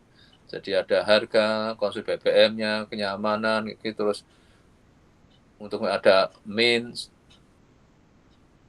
terus bobotnya. Ini kan bobot ini harusnya secara statistik kan, gunakan data, ini dikasih bobotnya 0,4, 0,2, ini masih bersifat ini subjektif ya, belum. Kalau objektif kan berdasar dari punya data dulu lah ini, karena belum, jadi dikasih yang untuk bagian depan ini 0,4, 0,2, 0,3, 0,1. Nah, ini tadi saya sudah pakai decision tree, dan ada kali ini jadi gunakan atau value-nya ini. Ini untuk sukses, ini kalau situasinya adalah gagal berdasari. Nanti silakan kalau memang bisa dikonstruksikan ke sini, ya bisa untuk mencoba ini yang tadi kalau kalau saham kira-kira saham A, saham B, saham C. Kalau diinikannya untuk terus profit akhirnya, kalau enggak dari sisi mungkin tadi kalau ada mean return-nya, volatilitasnya, terus ini sub rasionya. Nah, nanti akhirnya seperti apa itu. Yang akhirnya intinya kan mau ke profit akhir kita ingin. Nah, ini yang tadi kalau dampak ke konteks suku bunganya, nggak mengaruhi NPV-nya kan, karena untuk melihat. Karena apapun, kenapa kita gunakan NPV? Karena kita apapun yang terjadi kan sekarang, yang belum terjadi kan di masa depan. Padahal bisnis kan kita tahu hasilnya kayak apa kan setelah di masa depan, maka harus di present value kan ke sekarang. Nah, yang dipakai kan konteksnya adalah biasanya pada suku bunga. Maka pada saat suku bunga berubah, itu yang sering dikendalikan oleh BI rate itu akan mempengaruhi situasi di pasar, baik pasar saham atau yang lainnya kadang akan kena dampak karena ini yang sering dipakai untuk dasar menghitung NPV. Nah, kalau suku bunganya naik mengakibatkan NPV-nya juga jadi turun itu. Ini yang nanti untuk komentar kalau nanti membutuhkan di bawah ini ya. Jadi setiap nanti kalau ada mintalah pada saat untuk sekalian bagaimana membuat memahami hasil dari suatu tadi ya, skenario-skenarionya itu. Nah, ini dalam bentuk lain, kalau tadi masih investasi saham yang terpengaruh kondisinya ini sekarang, kalau saham itu kayaknya seling informasi tentang Trump itu. Kemarin sempat banyak yang turun. Tadinya Indonesia IHSG sudah hampir 9 ribuan, kemarin sudah hampir ke 8 ribu. Gara-gara apa? Nah, nanti bagaimana kita melihat situasi itu yang akhirnya kembali selalu ke konteks profit akhirnya itu. Terus sensitivitasnya ini tadi yang terkait ke suku bunganya. Nah, ini nanti diilustrasikan bagaimana terjadi yang posisi karena ini sudah mulai negatif ya. Jadi kalau ini masih positif. Tapi bahayanya kalau sampai akhirnya bikin negatif ya. Ngapain kita ngambil keputusan yang area yang akan ininya dapat negatif, kita ingin di area yang masih yang positif. Oke, ini yang di bagian yang tadi bab 3-nya. Nanti silakan kalau ada nih beberapa versi, silakan kalau mau dilihat. Terus yang bab 4-nya, walaupun kemarin tadi sudah ada yang mencoba menggunakan struktur ini kan, yang dari kayaknya sudah. Nah, ini adalah kita nambahin lagi untuk bagaimana kita membuat keputusannya. Tadi kan membuat struktur yang sistematis untuk memilih alternatif terbaik ya tadi ya. Jadi mulai expected value tadi kayak di terus risk profile-nya, domainnya, terus juga untuk akhirnya decision tree, terus kita ingin lihat dari yang influence diagramnya. Nah, ini ada perhitungan, grafik, interpretasi hasil, nanti silakan mulai gunakan. Nah, nanti untuk analisisnya sebenarnya boleh, kalau memang sudah punya peralatan-peralatan yang lain boleh ditambahkan ya, karena untuk lebih memahami secara lebih dalam, terus juga akhirnya aspek risikonya, yang akhirnya untuk dasar pengambil keputusannya lebih. Nah, ini skenario yang single objektif ya. Jadi kalau misalnya single objektif, misalnya tadi kita ingin lihat hanya coba keuntungannya aja itu, lihat dari keuntungan itu.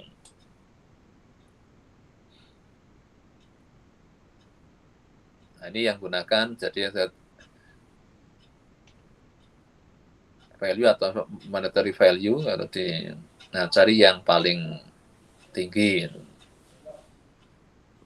Nah, nanti beberapa saham kalau ini Texaco dengan Pencil Case ya yang dicoba ini, untuk contoh di sini ini. Nah, ini angka-angka ini yang nggak mudah dicarinya ya, karena Anda harusnya berdasar data yang lebih ini, kita hanya dapat 0,2, 0,5 bobotnya ini, 0,3 sama nilai-nilai ini yang harus ada dasar hitungannya ya. Kalau ini kan kebetulan hanya asumsi-asumsi aja itu. Nah, akhirnya kita mengarah ke optimal strateginya. Nah, kadang terus ditambahkan kalau dengan bantuan gambar. Kalau tadi kayaknya sudah gunakan yang ini yang kumulatif tadi ya, sudah dilihatkan itu tadi yang Fahmi ya sudah. Nanti kan bandingkan dari sisi ini harusnya ada A mendominasi B, harusnya lebih besar ya tadi, ini mungkin belum saya.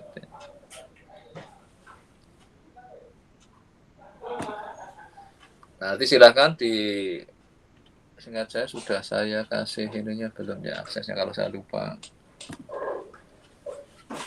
Sudah belum ini. Oh, masih restricted, jadi ini saya kasih with link tapi selagi viewer ya nantinya. Oke, yang ini sudah belum. Saya kalau lupa belum saya. Ini masih juga belum.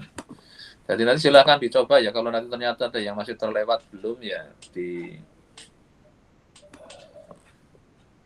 ini yang ini. Oh, sudah ini ya. Yang ini kayaknya juga sudah, yang lama. Oke, sudah. Berarti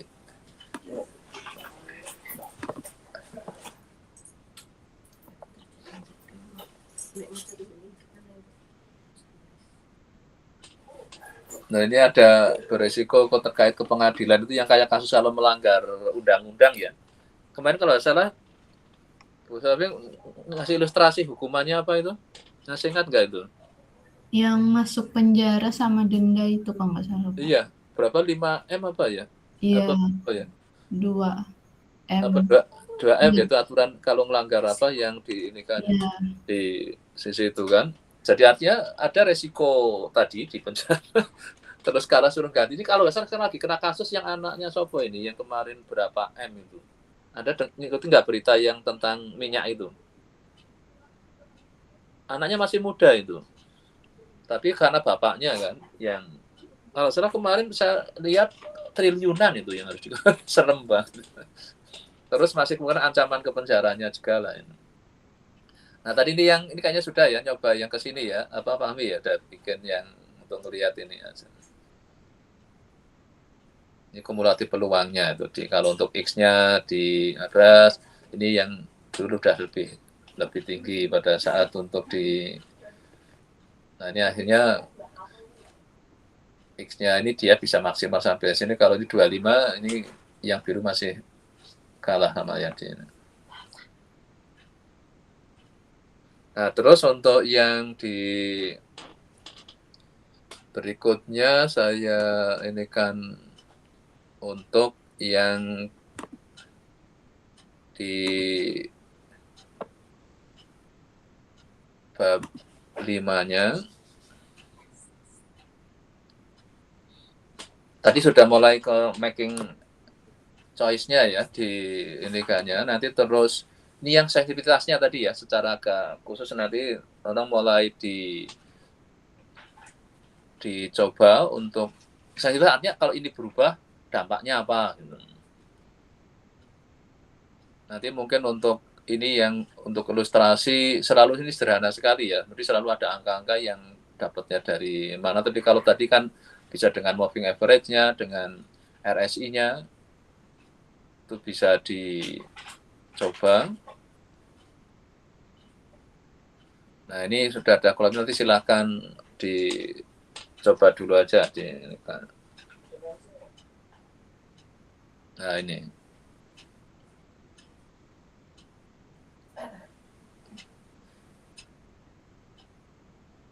Nah coba nanti ini untuk coba main saham dulu ya. Mungkin sambil saya break dulu, nanti yang Babnas setelah yang ini coba, ini sudah saya kasih untuk Anda, nanti silakan di-copy ke collab Anda ya, karena ini kalau viewer kan bisa di running, tapi nanti nggak tersimpan itu, karena nggak boleh mengubah itu. Ya oke ya, dicoba dulu, ini mungkin kira-kira berapa menit nanti saya coba, ini sambil Anda nyoba ini ya, collab-nya ya. Terus nanti diganti datanya tentang seolah-olah yang terkait saham tadi ya. Nanti untuk memutuskan Anda di hari Selasanya ya, silakan diambil lihat nanti jadi angka-angka tadi kalau bisa diperoleh dari yang ada di saham tadi ya, menggunakan berdasar 1 tahun terakhir aja. Nah nanti kita kan sebagian sudah tadi ngitungnya ada sub rasio, kalau mau ditambahkan juga bisa di situ. Kalau ini kayaknya return nanti juga mau ini kan juga bisa, RSI karena sudah melibatkan itu, nanti tinggal dihitung min return-nya sama, ini nanti bisa untuk membuat keputusan. Ya oke ya, silahkan dicoba dulu, nanti saya akan kembali sebentar.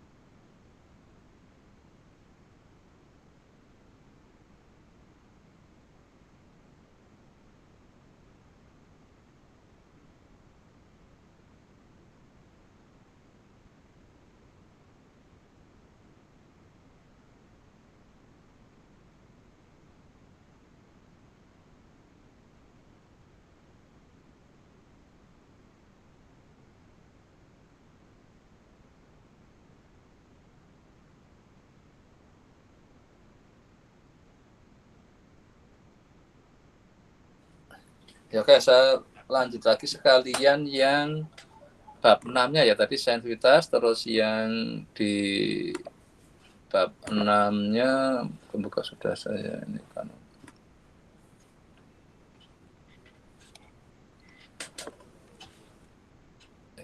Oh ini.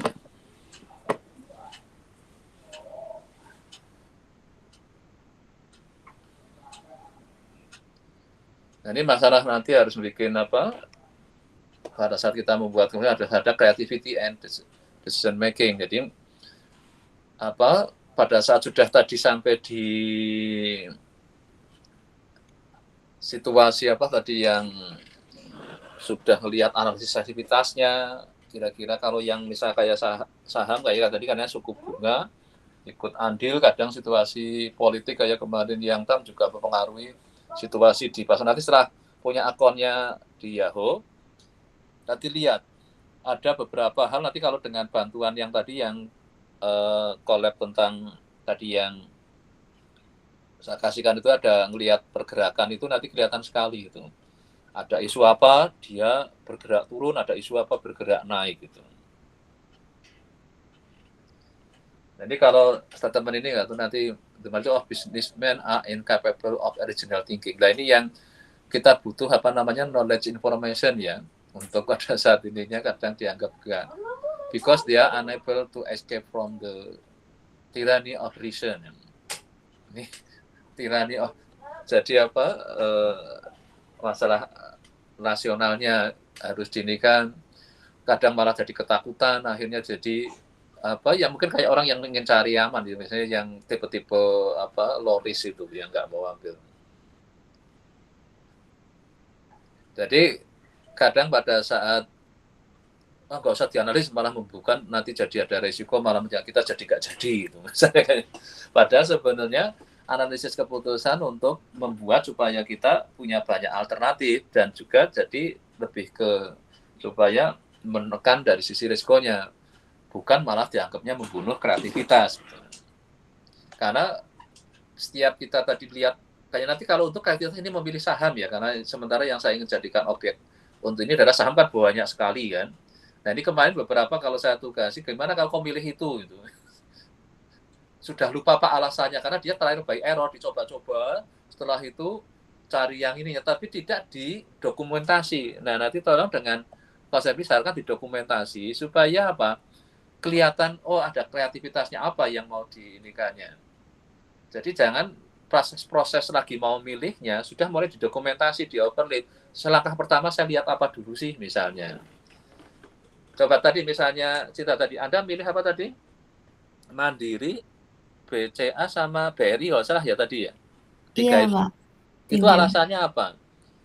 Karena pengen lihat dari sektor perbankan di mana yang paling banyak menghasilkan keuntungan tuh top 3 perbankan di Indonesia tuh itu. Nah, itu padahal sektor di Bursa Efek itu kalau salah ada 10 sektor kalau salah apa ya itu. Iya, banyak ya kan? sektor. Anda pilih ke sektor perbankan. Nah, itu juga waktu milih itu, apakah benar bahwa satu perbankan memberi yang paling tinggi? Nah, itu berarti sudah harus punya meranking kan, minimal kayak gitu kan. Jadi dari semua sektor saya lihat tapi sudah melakukan itu belum? Belum, Pak. Belum. Sebenarnya tiap hari itu ada berita di CNBC itu, saya paling nonton CNBC adalah nanti sektor apa yang hari ini merah, sektor apa yang hari lagi biru gitu. Jadi ada sektor yang lagi menurun terus, ada sektor yang lagi menguat. Dan nanti silakan bisa analisis sektor dulu misalnya. Atau apalagi yang jadi setiap pada saat mulai besok memilih sahamnya, tolong perhatikan itu. Nanti di Yahoo kan kita coba juga ke emas misalnya. Atau anggap aja kita memang pebisnis yang level tinggi kan. Kalau pebisnis yang level bawah itu yang penting main saham masih kuat karena satu lot itu 100 lembar. Jadi saya beli Mandiri itu yang 4.600 itu cukup punya uang berapa? 400.000 bisa itu. Karena apa?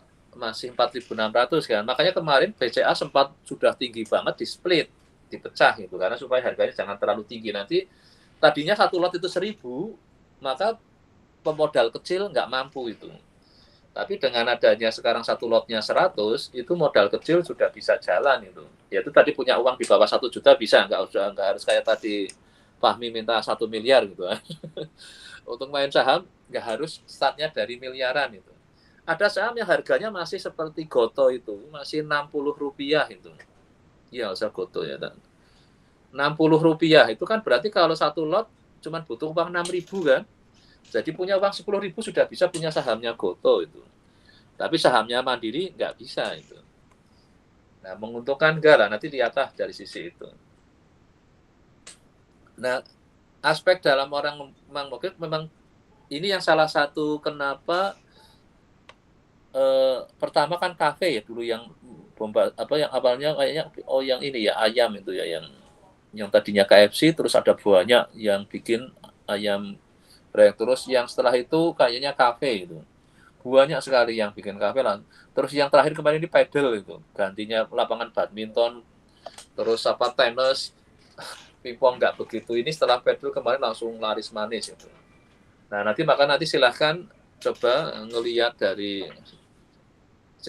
ininya untuk ini, saya harapkan coba perhatikan itu.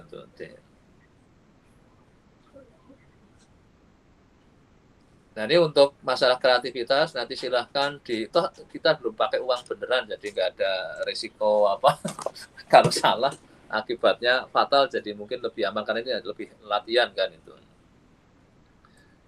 Tapi memang kalau untuk yang hal-hal baru mungkin ada risikonya, kita datanya masih minim itu, yang jadi menyebabkan untuk melihat future-nya itu agak sulit. Nah, maka tadi kadang perlu melakukan survei atau untuk penambahan informasi itu.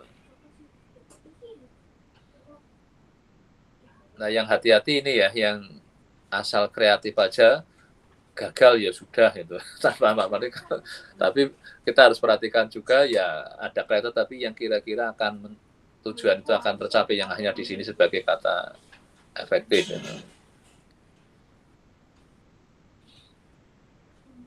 Nah ini pandangannya si maksudnya tipe orang-orang yang adalah ada spontan, terbuka melihat dunia secara segar atau semangat ya. Nah nanti coba salah satunya Anda bisa kenali pada saat Anda untuk main di yang konteks saham itu seperti apa. Ini berarti memahami dulu ya masalah di urusan saham nanti seperti apa. Jadi dikenali dengan baik. Terutama tadi ya, nanti kalau beli selalu konteksnya satu lotnya. Tapi kalau di Yahoo, beli satu lembar pun nggak masalah.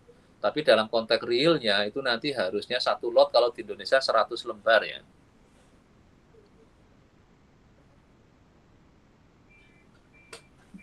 Nah ini yang kadang menghambat konteks kreativitas. Nah untuk konteks kita di saham apa aja nanti yang mungkin lebih pas ke sisi ini itu. Yang jelas kita kan mungkin dengan saham barang yang masih belum mengenali bagaimana saham itu Kalau yang kayak tadi mungkin F&B mungkin sudah sesuatu yang ini. Kalau tadi ini pilihannya Fahmi tadi itu? Fahmi tadi apa aja tadi? Oh ini ya, office supplier ya itu ya. Terus sama tadi ya? Oh, office supply, teknologi sama furniture. Nah itu kalau bisa nanti coba dilihat bahwa kalau kita yang tadi hanya asal tadi pilih itu yang hanya kreativitas, tapi yang aneh tapi jadi bisa juga dampaknya nggak tahu kan itu, karena informasinya masih minim itu. Nah, kalau tadi yang untuk konteks saham, lihatlah perusahaannya. Kayaknya tadi yang kita sudah lihat ya, kondisi laporan keuangannya ada. Kalau di Yahoo itu lengkap itu. Kondisi perusahaannya seperti apa ada itu. Ini untuk menambah informasinya jadi lebih lengkap itu. Nanti saya harapkan karena nanti nggak pakai uang beneran, nggak usah takut ngambil resiko lah nanti, kalau walaupun nanti akhirnya uangnya jadi makin menurun ya nggak tahu, nanti dilihat kalau di konteks saham itu. Nah untuk evaluasinya memang kalau ingin yang kayak tadi konteks sebagai trader kan jangkanya memang pendek. Kalau untuk ini adalah konteksnya nanti untuk investasi bisa jangka panjang. Baru sebentar langsung udah panik itu ya janganlah itu. Nah ini karena nggak pakai uang. Kalau dulu ada yang pakai uang real, baru sebentar udah takut sekali, wah harganya turun terus ini. Padahal kalau lihat di grafik tadi, tetap ada harga kan mesti bergerak turun, ada naik, tapi memang ada masa nanti turun terus itu, kayak seperti kemarin harga saham Garuda yang akhirnya dihentikan itu dari harga 200-an sampai sekarang harganya Garuda mungkin tinggal 50-an apa 60 rupiah itu. Ini karena kalau ini kan enggak kan, jadi kalau kita baru belinya di sini langsung panik itu turun, padahal ini masih bisa, padahal kalau langsung panik di sini langsung dijual pada saat itu malah mungkin ruginya cukup besar itu. Nggak selalu harus panik dulu. Toh karena kalau saham sebenarnya dapat dividen nanti. Nah, nanti formasi dividen itu menolong pada saat kalau kita lagi di sini, oke rugi berapa, tapi nanti akan ketutup karena dapat dividen itu. Tapi kalau memang sudah lewat dividennya biasanya kita ya sudah tinggal agak sabar lihat, jangan panik dulu karena nanti kalau enggak kita jadi mengalami tadi kerugian lebih besar itu. Maka evaluasi itu untuk melihat jangan terlalu membuat jadi cepat sekali membuat keputusan akhirnya malah rugi terus. Ini yang kalau saham bisa ada resikonya seperti itu. Nah, masalah expertise ini yang harus nambah knowledge terus ya. Ini apapun masalah ini biasanya pengalaman akan yang banyak mau memberi dukungan. Maka kalau untuk kecepatan sekarang kita dibantu oleh adanya AI kan untuk ditanya-tanya itu supaya kita walaupun expertise-nya masih di level yang bawah, tapi dengan kita kejar sekarang adanya AI nanti lebih cepat kita dapat pengetahuan baru itu. Terus sekarang tentang creative thinking skill, intrinsic motivation, ini motivation juga adalah penting. Nah tadi saya lihat ya kreativitas tetap harus ingat objektifnya apa, dan jangan hanya lihat ada mungkin ada alternatif baru apa, terus cara barunya untuk mencapai tujuannya. Nah tadi kan ada beberapa cara yang metode untuk membuat keputusan jual beli aja, tadi ada beberapa metode kan itu. Nah nanti silakan dicoba itu. Oke, ini yang di contoh tentang otomatis, teknik kreativitas, nanti silakanlah di sana lagi. Nah ini hanya untuk menambah tadi kita apa aja sih yang diperlukan secara ringkas, analisis kreativitas saling melengkapi. Jadi analisis itu penting ya, selama ini kadang orang kreatif aja tapi lupa ada resiko, jadi kreativitasnya ternyata bisa berakibat fatal di masa depan. Nah dengan adanya kreatif jadi bisa menyebabkan kita punya banyak pilihan-pilihan kan itu. Nah, value focus thinking ini penting, manajer kreatif menciptakan peluang bukan hanya solusinya, karena hanya nanti makanya sering manajer itu direktur selalu punya kreativitas untuk menciptakan peluang kan, ada hal baru gitu yang diinginkannya, bukan hanya menyelesaikan masalah yang sudah jalan.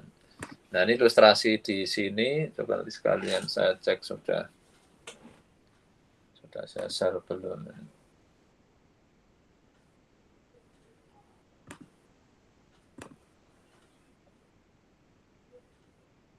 Ini ya, dan nanti silakan digunakan panduan ini struktur untuk problem definisinya, objektifnya, case study-nya tentang apa ini modular Olympics ini tentang Olimpiade. Ini saya ngambil karena dari bukunya ya, nanti Anda tinggal ganti aja. Ini ilustrasi untuk ke yang Olimpiade sehingga saya. Nah, jadi pilihan-pilihannya ini dia bisa divisualkan ini regional feeding untuk global final. Nah, nanti yang kayak gini mungkin diganti saham nanti ya di indikanya. Nah, bisa gunakan grafik ini juga untuk mengukur ada novelty-nya, visibility-nya, cost-nya, flexibility, sustainability.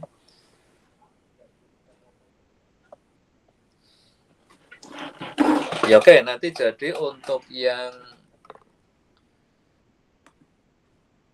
sampai minggu ketiga, ini urusan di bagian yang pertama saya anggap selesai, ini modeling decision tadi. Nah untuk yang minggu depan berarti Selasa ya.